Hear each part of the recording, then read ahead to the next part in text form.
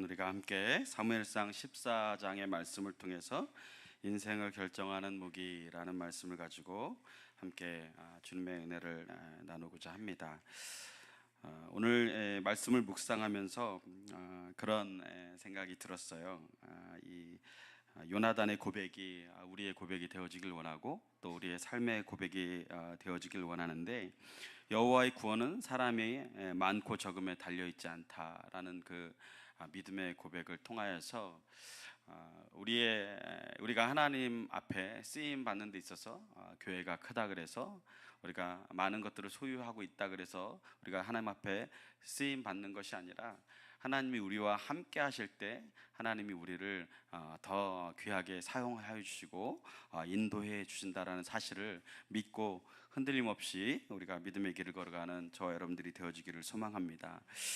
지난주에 제가 장례식을 참 이렇게 몇 군데 다녀왔는데, 갔다 오면서 우리 또 감찰의 목사님들과 잠깐 이야기를 하면서 그 목사님 중에서 군복무를 이제 이렇게 하면서 이야기했던 내용이 참 저에게 참 이렇게 도전이 되어지더라고요. 그 목사님이 이제 그 교도소에 교정직 공무원이 있지만 또 거기에 또 이렇게 군인들이 이렇게 복무를 같이 이렇게 하게 되어지는데, 마침 이분이 교정직을 하는 그런 어떤 복무를 맡는 그런 게 아니었는데, 이제 그 자리가 공석이 되어지면서 임시로 이분이 이제 가게 되어진 거예요. 그러면서 이제 본인이 거기 있으면서 많은 죄수들을 만나고, 특별히 본인이 이렇게 이제 근무할 때 이제 우리나라에서 마지막 사형 제도가 있었던 시기에 마지막 사형수를 본인이 이렇게 이제 후송하는 일들을 이렇게 하셨다고 하더라고요. 근데 이제 그분이 거기서 근무를 하면서 그런 얘기를 하는 거예요. 많은 죄수들이 시간에 따라서 움직이고, 또 이렇게 간수들이 이렇게 또 이제 뭐 밥 먹을 시간, 또 이렇게 취침할 시간, 이런 것들이 되면 다 이제 호명을 해서 자신들의 방에 이렇게 들여보내고 이렇게 문을 걸어놓고 이렇게 하는데, 희한하게 한 사람의 부류만 그냥 자유롭게 돌아다닌다는 거예요. 자유롭게. 그래서 딱 봤더니 그 사람의 가슴에는 이 빨간 명패가 달려 있는 거죠. 그러니까 이분들이 사형수죠, 사형수. 근데 이분들은 이렇게 뭐 특별하게 이렇게 감시를 받거나 어떤 통제를 받지 않고 그냥 이렇게 막 자유롭게 본인들이 하고 싶은 대로 그냥 내버려 두는 거예요. 근데 일반 이런 재수자들은 다 관리를 하고 또 뭔가 이렇게 제한을 하고 이러한 모습들을 갖는다는 거예요. 그래서 왜 그런가 나중에 이렇게 봤더니, 이제 사형수들은 이제 언제 죽을지 모르잖아요.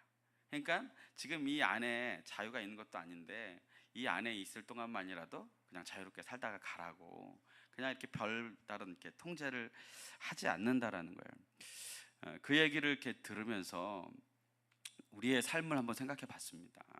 우리의 삶이 참 어떤 분들은 그렇잖아요. 나는 하나님 믿어도 이렇게 힘들고 어려운 시간들을 보내고 하나님이 자꾸 나의 인생에 개입하시고 간섭하셔서 나를 자꾸 이렇게 하시는데, 아니 하나님 믿지 않는 사람도 저렇게 떡덩거리면서 잘 살고 자기 하고 싶은 대로 저렇게 다 돌아다니고 누릴 거 다 누리고 사는데 이게 무슨 복입니까? 이렇게 이제 얘기들을 많이 하잖아요. 근데 이때 이게 딱 떠오르는 거예요. 하나님이 정말 저들은 이제 영원히 죽을 수밖에 없는 그 심판의 때가 가까이 왔으니까 하나님이 그냥 자기들이 하고 싶은 대로 그냥 결국에는 내버려 두는구나.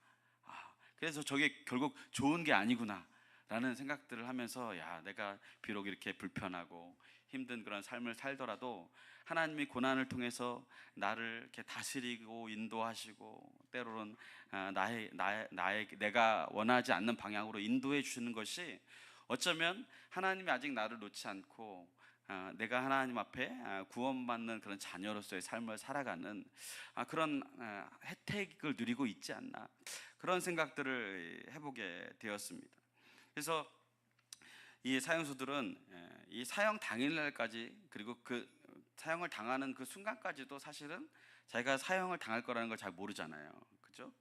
근데 밖에서 죄수번호 1, 2, 3, 4 이렇게 딱 하면 이제 나옵니다. 근데 보통 이렇게 간수들이 부르면 대부분 이제 뭐 면회가 온다든가 아니면 또 뭔가 이렇게 그 안에서도 소소한 일들을 시키거나 또 이렇게 이제 죄수들이지만 그 생활이 길다 보면 서로 또 이제 정도 이제 쌓이게 되고 또 여러 가지 그런 어떤 이렇게 서로 만날 일들이 많으니까 그렇게 대수롭지 않게 생각을 한다고 하더라고요.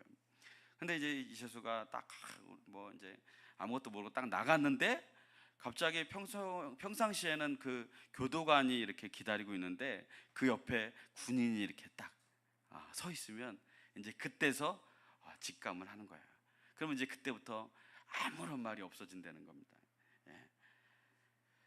우리가 정말 주님이 우리를 언제 부르실지 잘 모르잖아요. 그죠?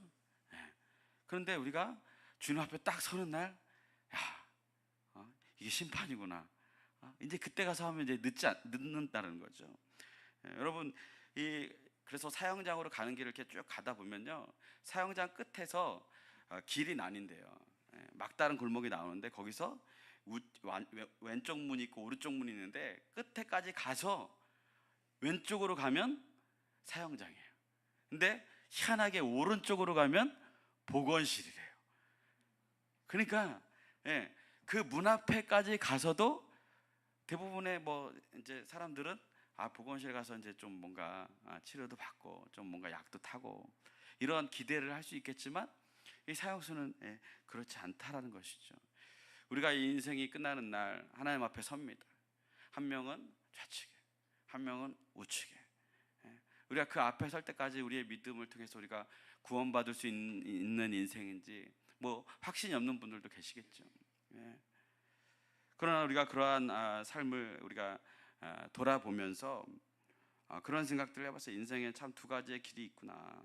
한쪽은 사형장으로 가고 한쪽은 보건실로 가고 결국 한쪽은 심판의 길로 가고 한쪽은 생명의 길로 가고 이것들을 내가 바라보면서 참 이 천국 가는 길, 하나님 앞에 나아가는 길에 대해서 참 많이 묵상을 하면서 우리가 하나님 앞에 주어진 이 인생, 우리가 그 끝을 우리가 알 수는 없잖아요. 그러나 언제 부르셔도 우리가 하나님 앞에 준비된 인생이 되어야 되지 않을까. 왜요? 지금의 이 결정은, 지금의 이 선택은 이제 우리의 영원한 생명을 담보하고 있기 때문에 그렇습니다. 그렇기 때문에 여러분 예수님을 잘 믿으셔야 돼요. 오늘이 마지막 예배가 될 수도 있어요. 그죠? 오늘의 이 시간이 마지막 시간이 될 수도 있습니다. 그렇다면 우리는 과연 천국문 앞에 섰을 때 왼쪽으로 할까 오른쪽으로 할까? 우리가 결정할 수 없는 부분들이죠. 오늘 사무엘상 14장에서는요 그 인생의 골목길에서 하나님 앞에 부름받은 두 명의 사람이 나와요. 그 두 명의 사람은 부자지간입니다.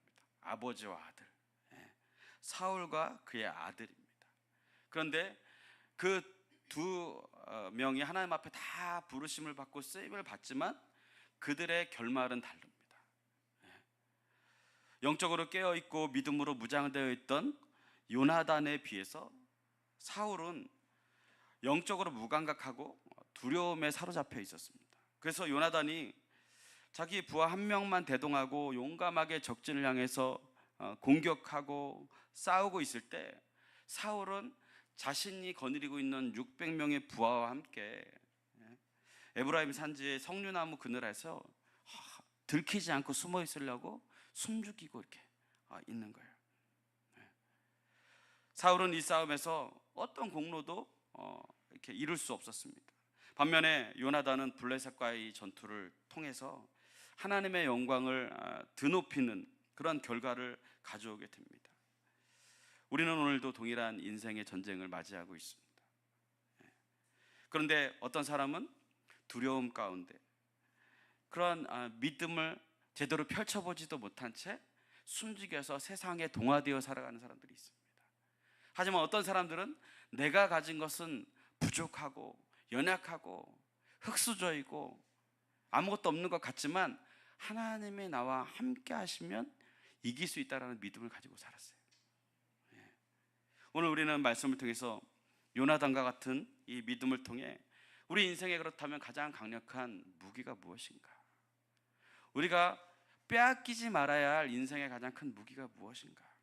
그것들을 우리가 함께 살펴보며 주님 앞에 우리에게 주어진 사명을 감당하는 저와 여러분들이 되어지기를 소망합니다. 먼저 우리는 사울에 대해서 나누기를 원하는데요, 지금 전쟁 중입니다.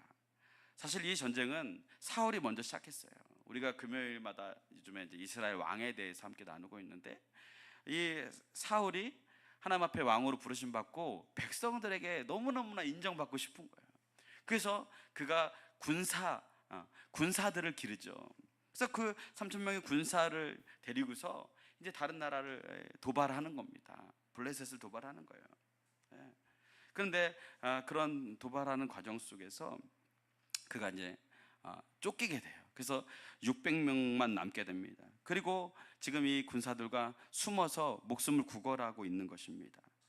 사실 이 전쟁을 누가 진두지휘해야 합니까? 왕인 사울이 해야죠. 사울이 이거 하라고 세워졌는데, 사울이 이러한 상황 속에서 판단하고 백성을 이끌라고 세웠는데, 사울이 같이 숨죽여서 자신도 이렇게 목숨을 구하려고 그렇게 있는 겁니다. 근데 그가 지금 어떤 모습으로 있습니까? 우리 사무엘상 14장 2절 말씀 함께 읽겠습니다. 시작. 사울이 기브와 변두리 미그론에 있는 석류나무 아래에 머물렀고 함께한 백성은 600명 가량이며, 그냥 숨죽이고 있었다라는 거예요. 그런데 여러분, 이렇게 숨죽이고 있는 상황들 속에서 오늘 말씀에서 굉장히 좀 흔하지 않는 그런 한 장면이 등장을 하게 되는데요, 3절을 보면요, 거기에 아히야라는 인물이 소개되어지고 있습니다. 이 아히야가 에봇을 입고 있어요. 에봇을 입고 있다라는 건 뭐예요? 제사장이라는 거죠. 그죠? 근데 여러분, 사울이 처음 블레셋과의 전쟁을 일으킬 때요, 제사장이 없었습니다. 그걸 어떻게 하느냐? 전쟁에 임하려고 이렇게 대치 중인데, 이 사울이 누구를 기다려요? 사무엘을 기다려요. 그죠? 제사를 드리고 이제 전쟁에 임하려고 사무엘을 기다립니다. 그런데 기다려도 자기가 원하는 때에 이렇게 오지 않는 겁니다. 자꾸 늦춰지니까 불안한 거예요. 초조한 거예요. 그래서 에라 모르겠다, 내가 예배를 드리자. 그래가지고 자기가 하나님이 맡기지도 않은 그 일을 자기가 해서 하나님 앞에 책망을 받게 되고, 급기야는 그것을 계기로 해서 이제 사울이 하나님 앞에 버림을 받게 됩니다. 그리고 사무엘도 이렇게 버림받은 사울을 이제 내가 다시는 죽을 때까지 보지 않겠다고 떠나게 되어지죠. 그러니까 오늘 본문을 통해서 우리가 알 수 있는 것은, 사무엘이 떠난 후에 새로운 제사장을 전쟁을 위해서 이 사울이 준비했다라는 거예요. 여러분, 우리가 신앙생활 하다 보면 행사 많이 해요, 교회에서. 그죠? 어떤 일들을 하든 행사하고 또 어디를 가든 우리가 꼭 하는 게 뭐예요? 시작 기도, 시작 예배, 그리고 밥 먹을 때 식사 기도, 이런 거 합니다. 그러니까 사울이 그런 어떤 이스라엘의 그런 어떤 신앙적인 배경이 있잖아요. 그런 가운데서 이거는 꼭 해야 된다라는 당위성을 가지고 있었어요. 그렇기 때문에 그것을 이제 하려고 하니까, 그것을 구약 시대에는 그것을 맡은 사람이 해야 했기 때문에 제사장을 계속 기다렸었던 것이죠. 근데 찾아오지 않으니까 이제 자신이 아무 때나 불러도, 자신이 원할 때 필요에 따라서 그것에 동조할 수 있는 제사장을 딱 세우는 거예요. 그래서 어떻게 하느냐, 이 공교롭게도 그가 어떤 사람, 이 아히야라는 인물이 어떠한 사람인지를 오늘 성경에서 소개하고 있는데, 그가 엘리 제사장의 후손이에요. 그러니까 엘리 제사장이 어떤 제사장 가문입니까? 하나님 앞에 죄를 지어서 그 가문이 이제 하나님 앞에 그 제사장직을 감당하지 못하도록 하나님께서 이제 이렇게 한마디로 말해서 잘랐어요. 잘랐어요. 왜 그렇습니까? 엘리가 타락했어요, 그 시대에. 그죠? 제사장으로서 해야 할 일들을 제대로 하지 않습니다. 하나님의 말씀에 민감하지 않았어요. 그래서 어린 사무엘에게 하나님의 말씀이 임하여질 때도 그것이 하나님의 음성인지 뒤늦게 이제 깨닫게 되어지죠. 뿐만 아니라 그의 아들인 홈리와 비느하스도 하나님과 백성 앞에서 너무나 지저분한 죄들을 많이 짓는 거예요.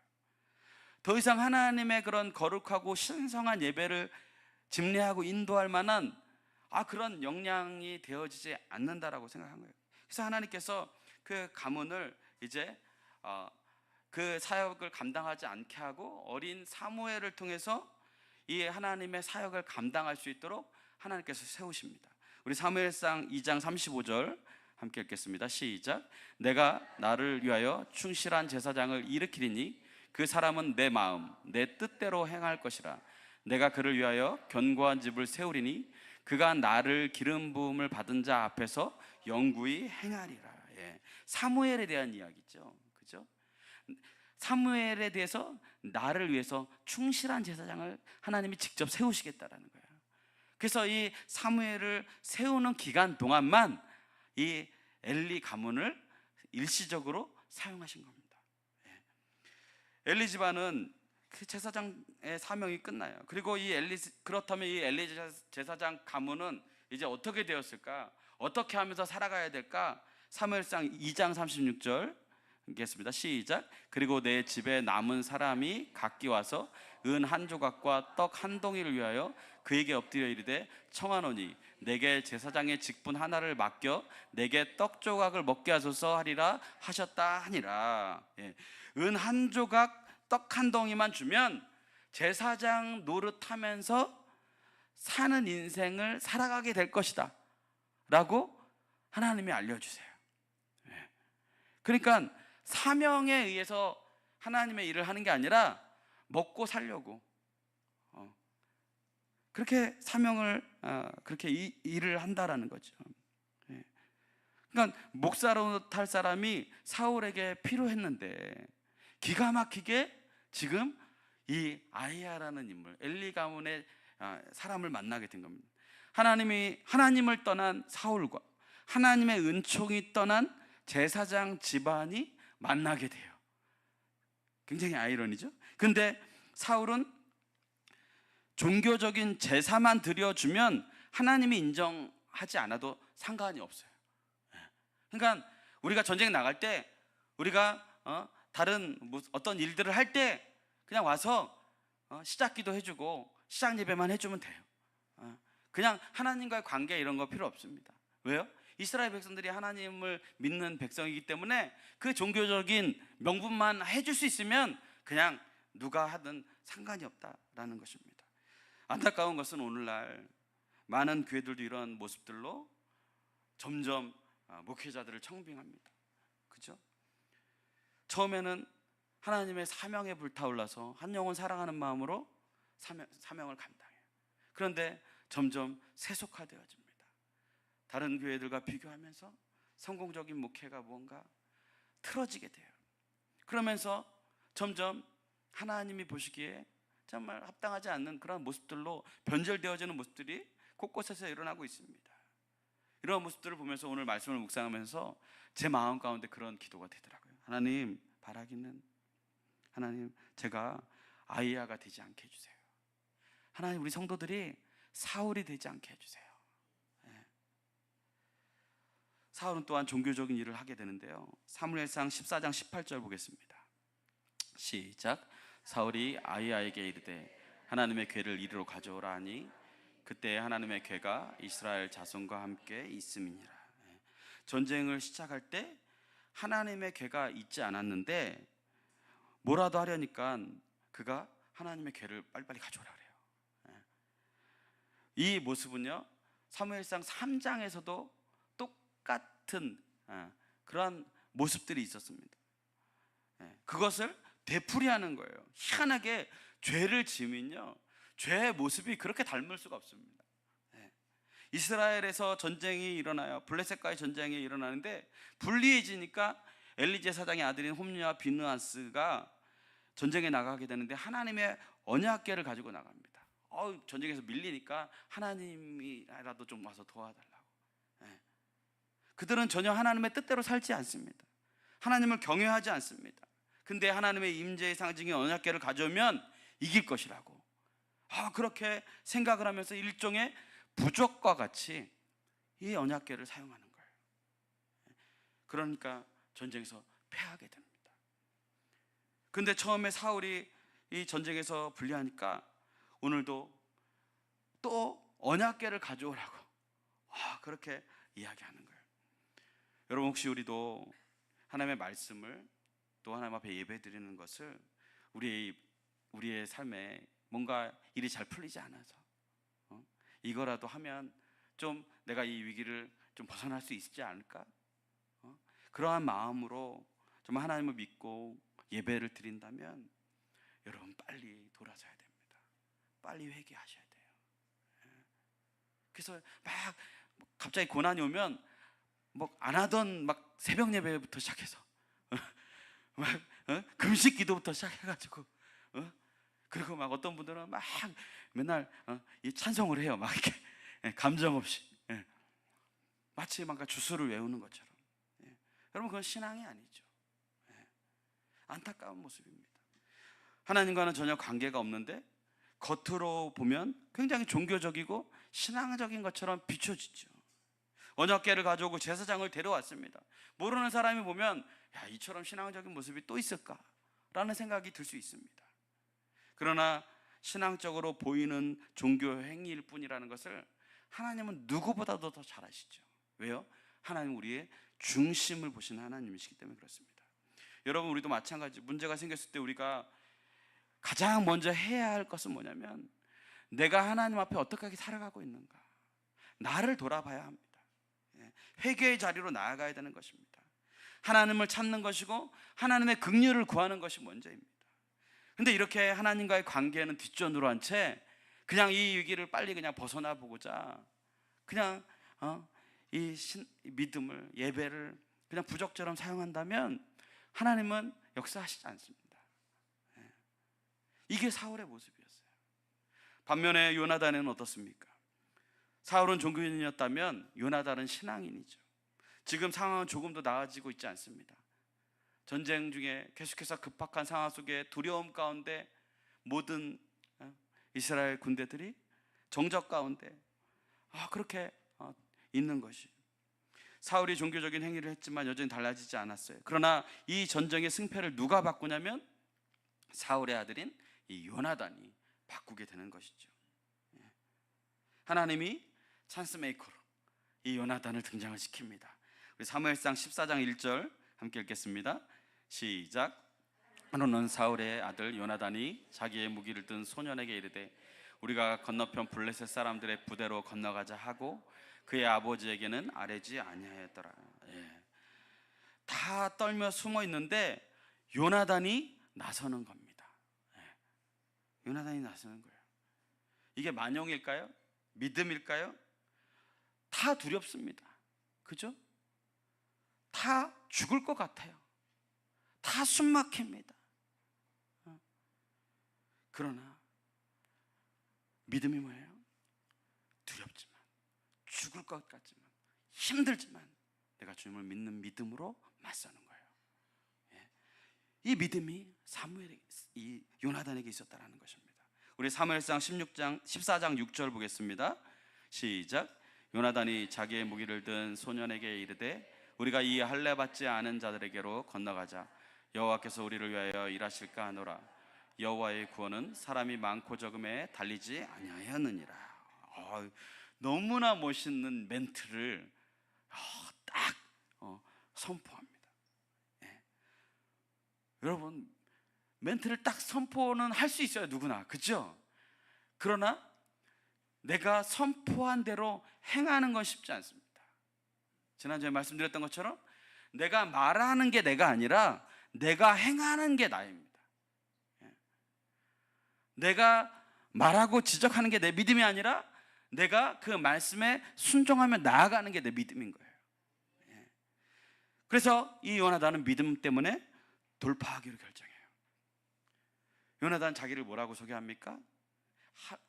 할례 받은 자. 할례 받지 않는 자들에게 건너가자. 그러니까 나는 할례 받았다는 거예요. 그는 하나님의 백성으로서 신앙의 자부심을 가지고 있었던 사람입니다. 그래서 나는 할례 받은 자야. 나는 하나님 앞에 선택받은 자야. 나는 하나님의 백성이야. 나는 하나님의 자녀야. 나는 하나님의 성도야. 근데 저 할례 받지 못한 자들을 왜 이길 수 없겠느냐? 그러면서 믿음의 선포를 하는 것입니다. 너무너무 멋있어요. 여러분, 이 모습이 누구와 닮았나요? 다윗과 닮았어요. 그죠? 다윗이 형들한테 도시락 배달 갔다가 이 블레셋의 장수인 골리앗이 꼬레꼬레 소리 지르면서 맨날 나와서 이야기하잖아요. 그러면서 하나님의 백성을 막 저주하고 모욕하잖아요. 그러니까 이 다윗이 갔다가 그 소리를 듣고 깜짝 놀래요. 그래가지고 이야기하는 거예요. 저 할례 받지 않은 것이 감히 살아계신 하나님의 군대를 모욕하느냐? 그러면서 믿음으로 맞서서 나가지 않습니까? 여러분, 우리는 세상의 이익을 위해서는 막 눈을 막 불태우면서 막 앞장서면서 믿음을 얘기할 때는 그냥 사울처럼 그냥 이렇게 꼬리 내리고 있는 그런 모습들이 참 많이 있어요. 뭔가 우리에게 불이익을 주고 뭔가 그럴 때는 막 정의감에 불타올라 가지고 막 잡아먹을 듯이 막 근데 교회를 욕하고 하나님을 욕할 때는 아무 말도 못해요. 그냥 여러분에게 묻고 싶어요. 여러분, 하나님의 백성으로서 자랑스럽습니까? 나는 예수님의 보혈로 사신 하나님의 백성인 게 자부심이 느껴지시나요? 하나님의 백성은 하나님의 방법인 믿음으로 사는 거예요. 하나님의 백성의 거룩한 자존심을 지키는 것이 하나님의 백성으로서의 모습입니다. 이것이 경건의 능력이에요. 죄를 거부할 수 있는 능력, 나의 이익 앞에서 내가 믿음을 지킬 수 있는 그 능력, 그것이 경건의 능력이에요. 근데 이 경건의 능력, 하나님의 백성으로서의 자존심이 너무나 많이 상실되고 무너져 내려 있다는 게 문제예요. 여러분, 친구라는 영화 보신 적 있으세요? 영화 안 보세요? 천국 하셨죠? 거기 보면 주인공이 누구예요? 누구예요? 장동건. 또 전 장동건보다 더 멋있는 사람이 있더라고요. 유호성. 유호성이 마지막에 죽잖아요. 그죠? 제가 영화 얘기하니까 눈이 똘망똘망해지는데 유호성이 자신이 다 지은 죄도 아닌데 다 짊어지고 사형 선고를 받아요. 그래서 죽게 되니까 친구가 찾아와요. 야, 이 멍청한 놈아, 네가 다 짓지도 않았는데 그냥 얘기해. 왜 이렇게 죽으려고 그래? 그러면서 너 왜 그랬노? 이렇게 막 이야기하잖아요. 그때 유호성이 뭐라고 하나요? 기억나요? 건달이 쪽팔리게, 이런 얘기예요. 저는 이게 너무 은혜스럽고 감동적이더라고요. 건달이 쪽팔리게. 건달이 자존심이 있지, 난 그렇게 못한다. 예수 믿는 사람이 이 정도의 자존심이 있어야 되지 않을까요? 내가 목사인데, 내가 장로인데, 내가 권사인데, 내가 늘푸른 교회 성도인데, 이 정도는 우리가 이야기하고 살 수 있는 믿음의 배짱이 좀 있어야 되지 않을까요? 맨날 어디 가서 예수 믿는 꼬라지 마라, 꼬라지, 이런 소리 들으면 안 됩니다, 여러분. 그럼 무슨 전도가 되겠습니까? 그럼 무슨 하나님의 능력이 나타나겠습니까? 우리는 그래서 날마다 우리를 점검해야 돼요. 부끄러운 믿음 가지고 살아가고 있지 않나? 하나님이 나에게 주신 직분, 하나님의 백성으로서의 자존심, 그거 내가 혹시 나 때문에 그거 욕먹고 있지 않나? 하나님 믿는다고 하면서 사울처럼 내 목숨 지키라고, 내 이익 뺏길까 봐 숨어서 숨죽이고, 믿는다고 하면서 경건과 거룩의 힘은 다 잃어버리고 믿는다고 하면서 세상과 타협하면서 살아가고, 그러고 있다면 어떻게 우리가 하나님 앞에 정말 자랑스럽게, 하나님, 내가 나의 갈 길을 다 달려간 후에 생명의 면류관을 얻기까지 내가 이 자리까지 왔습니다라는 바울의 고백이 우리 가운데 나타날 수 있겠습니까? 요나단이 또 뭐라 그러나요? 건너가자, 건너가자. 야, 우리가 건너가서 공격하자. 하나님 우리와 함께 계신다. 지난 시간 우리가 믿음에 대해서 말하면서 내가 행동하는 것이 나를 규정한다 그랬잖아요. 여러분, 이 세상은요, 공중권세 잡은 자인 사탄이 득세하고 있습니다. 자신의 나라인 것처럼 막 활개치면서 살아요. 근데 하나님 우리에게 원하는 게 뭐냐면 하나님을 믿는 믿음으로 건너가라는 거예요. 건너가라는 거예요. 공격하라는 거예요. 여러분, 예수님이 뭐라고 말씀하셨죠? 우리 마태복음 16장 18절 함께 읽겠습니다. 시작. 또 내가 내게 이르노니 너는 베드로라. 내가 이 반석 위에 내 교회를 세우리니 음부의 권세가 이기지 못하리라.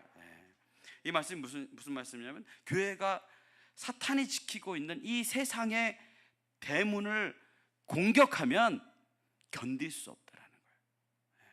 예수님의 이름을 가지고 세상 가운데 나아가서 우리가 복음을 통하여서 공격하고, 복음을 통하여서 세상을 변화시키고, 복음을 통하여서 전도하면 악한 사단의 대문이 열려 제껴지고 하나님의 승리가, 하나님의 나라가 그곳에 임하여진다라는 것입니다. 여러분, 예수님의 제자들을 둘씩 나누어서 전도를 보내시잖아요. 근데 나중에 그 제자들이 와서 선교 보고를 해요. 전도 보고를 해요. 예수님, 우리가 전도를 했는데 주님의 이름 때문에 사탄이 굴복하더이다. 놀라운 그런 이야기를 하는 거예요. 여러분, 교회가 뭘 해야 하냐면 예수의 이름으로 충만해져서, 성령으로 충만해져서 사탄도 굴복하더이다 라는 그러한 믿음의 고백이 우리의 삶 가운데 날마다 일어나야 된다는 거예요.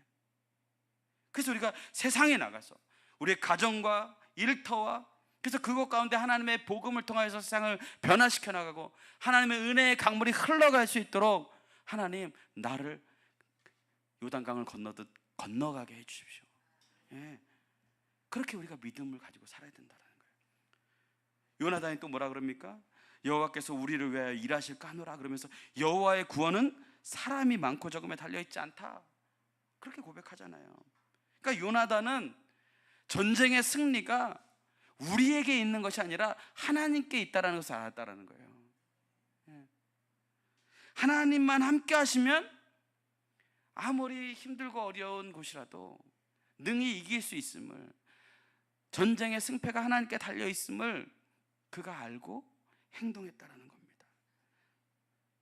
그렇기 때문에 하나님은 우리가 하나님을 믿는 믿음으로 세상 가운데 나아갈 때 하나님은 예비하고 계세요. 어떻게 해요? 우리가 믿음으로 도전할 때, 하나님의 말씀에 따라 순종하며 나아갈 때 하나님께서 승리를 주시려고 준비하고 계시다는 사실이에요. 우리 사무엘상 14장 13절로 14절 보겠습니다. 시작. 요나단이 손발로 기어 올라갔고 그 무기를 든 자도 따랐더라. 블레셋 사람들이 요나단 앞에서 엎드러짐에 무기를 든 자가 따라가며 죽였으니 요나단과 그 무기를 든 자가 반나절 같이 땅 안에서 처음으로 쳐 죽인 자가 20명가량이라. 여러분, 지금 적군의 높이가 더 높습니다. 여러분, 이스라엘을 가보니까요, 이게 그냥 이 벼랑이에요, 벼랑. 산들이 막 벼랑이고 다 돌로 되어 있고 험난합니다. 그거 손으로 그냥 이렇게 올라다니기도 쉽지가 않아요. 그런데 지금 요나단이 지금 아래에서 위에 있는 블레셋을 올라가서 공격하는 거예요. 내 몸 가누기도 힘든데 올라가서 싸우는 거예요. 이론적으로는 이길 수 없습니다. 100% 집니다. 그런데 오늘 성경에 보니까 20명을 죽여요. 그리고 15절에 보면 적군의 진영과 백성과 부대와 노략군들이 떨고 땅까지 진동합니다. 그리고 여기서 큰 떨림이 있다라고 이야기를 하는데, 여기서 큰 떨림은 뭐냐면 하나님이 그들의 마음을 떨리게 했다라는 거예요. 하나님이 요나단이 믿음으로 공격하고자, 믿음에 순종하며 나아가고자 할 때 하나님이 적들의 마음에 심어준 마음은 두려워하는 마음이었다라는 거예요. 여러분, 우리가 믿음으로 살 때 세상은 우리를 두려워합니다. 우리가 가진 스펙이나 우리의 환경 때문에 우리를 두려워하는 게 아니에요. 우리가 하나님 한 분만으로 만족하다고, 하나님이 함께 나와 계신다라고 우리가 도전할 때 세상은 우리를 두려워해요. 왜요? 세상이 경험해보지 못한 그러한 방법, 세상이 가지고 있지 않은 그 시각을 보여주기 때문에 그래요.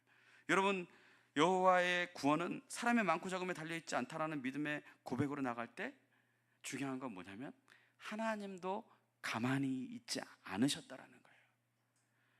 여러분, 우리가 하나님의 말씀을 듣습니다.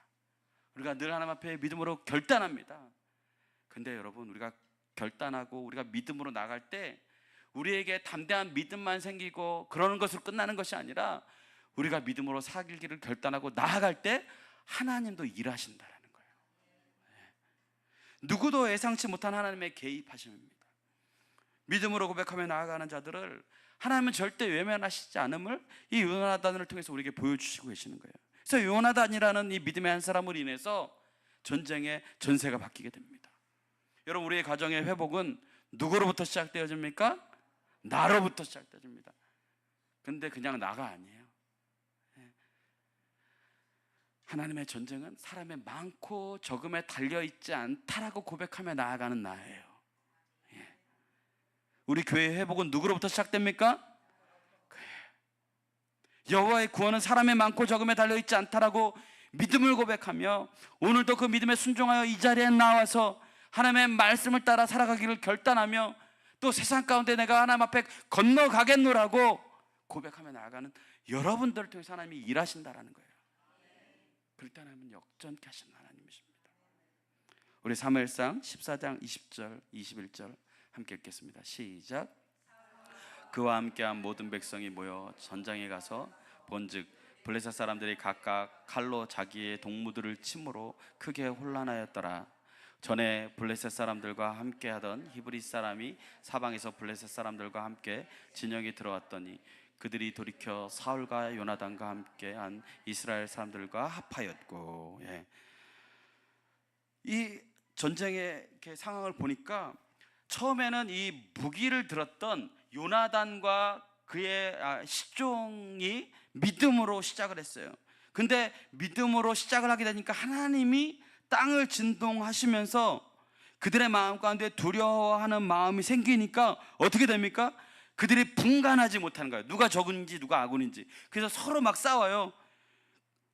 서로 동무들끼리 막 칩니다.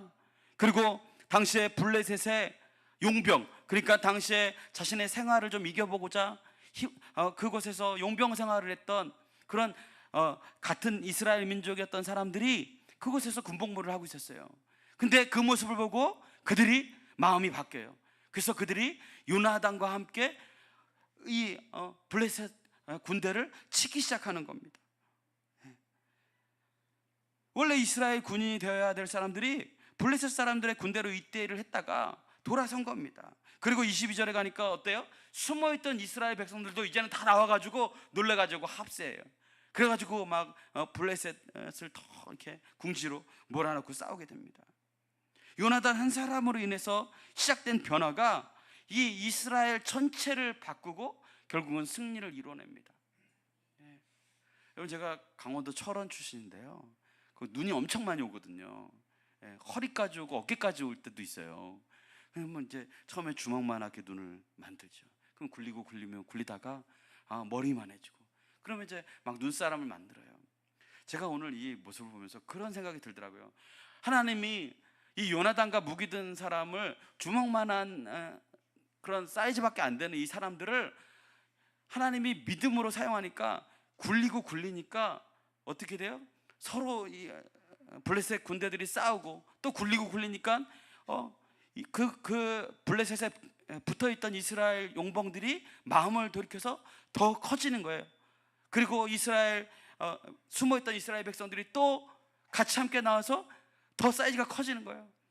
그래서 정말 하나님의 놀라운 기적의 역사들을 이루어가는 모습들을 보면서, 우리가 하나님 앞에 잘 믿는 게 우리 혼자만의 승리로 이어지지 않는구나.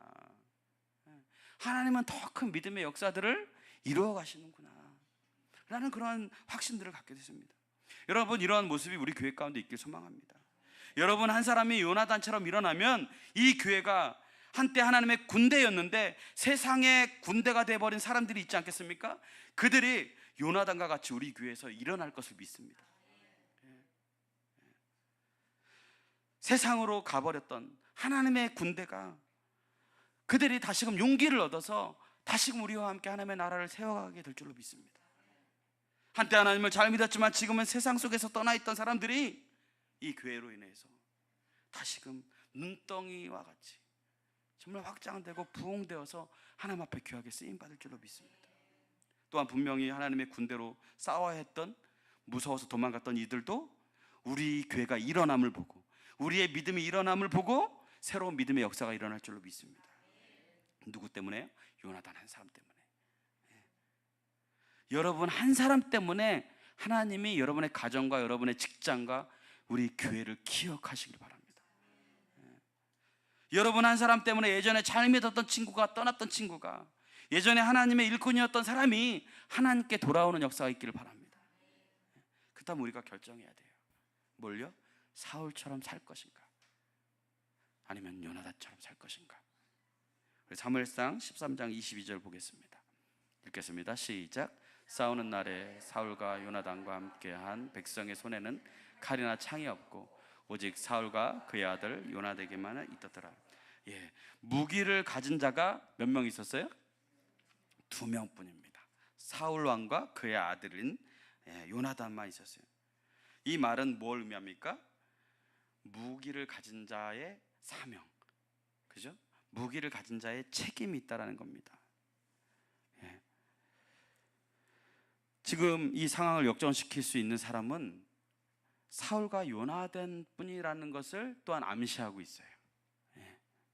성경의 역사를 보면요, 믿음의 한 사람, 그 한 사람을 통해서 하나님의 역사를 바꿔 가십니다. 창조적인 소수 한 사람을 인하여서 하나님이 그 세상을 변화시켜 나갑니다.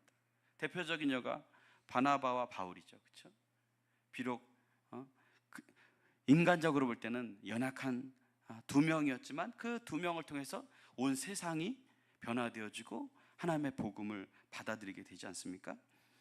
근데 오늘 사울은 가진 무기가 있어도 나서지 않습니다.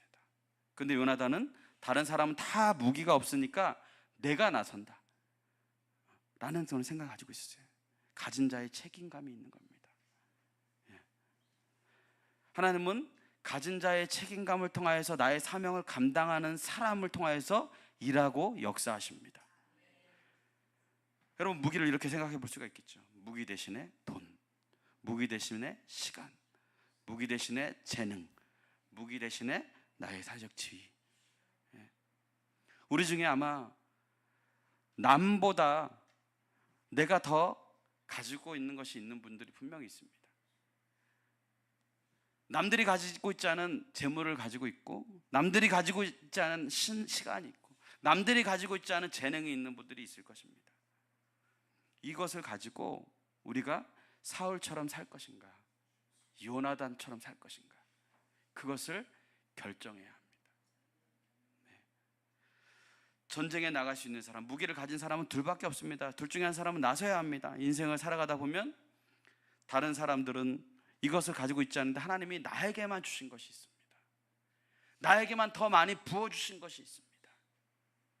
그렇다면 그것은 사울처럼 내가 그거 움켜잡고 숨어서 나 혼자 살으라고, 내 목숨 유지하라고 준 것이 아니라 하나님의 나라를 위해서 쓰라고, 하나님의 사명 감당하라고 주셨다는 거예요. 여러분, 우리 다 있지 않습니까? 여러분은 사울처럼 사시는지 아니면 요나단처럼 사시는지 우리 스스로를 점검해 보셔야 합니다. 제가 교회를 처음에 개척할 때 어떤 권사님이 1년도 안 됐는데 저희 교회에 와서 좀 기도 좀 했으면 좋겠대요, 매일. 이분이 이제 요양보호사로 일을 하는데 우리 교회에서 좀 기도할 교회들이 주중에 이렇게 닫혀 있는 교회가 많으니까 교회 좀 이용했으면 좋겠다고 그러면서 교회에 오셔가지고 기도를 하는 거예요. 근데 이제 기도를 하시고 저도 이제 뭐 이제 사무실에서 일도 보고 이러다 보니까 그분이 이렇게 지나다니다 기도하면서 이렇게 보니까 그런 거예요. 개척한 지 1년도 안 됐는데 교회가 얼마나 힘들까? 교회는 어떻게 유지가 될까?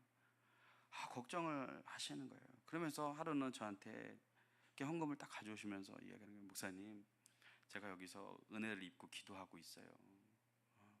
여기서 제가 하나님의 은혜를 경험하고 있는데 제가 여기서 기도하는 동안 우리 이 교회가 잘 세워지도록 제가 조금이라도 돕고 싶습니다. 매달 제가 계좌로 보내드릴 테니까 보내주세요. 그렇게 이야기를 하는 거예요. 저는 그 교회가 그 한 분의 그 믿음을 통해서 온전히 지켜졌다고 생각합니다.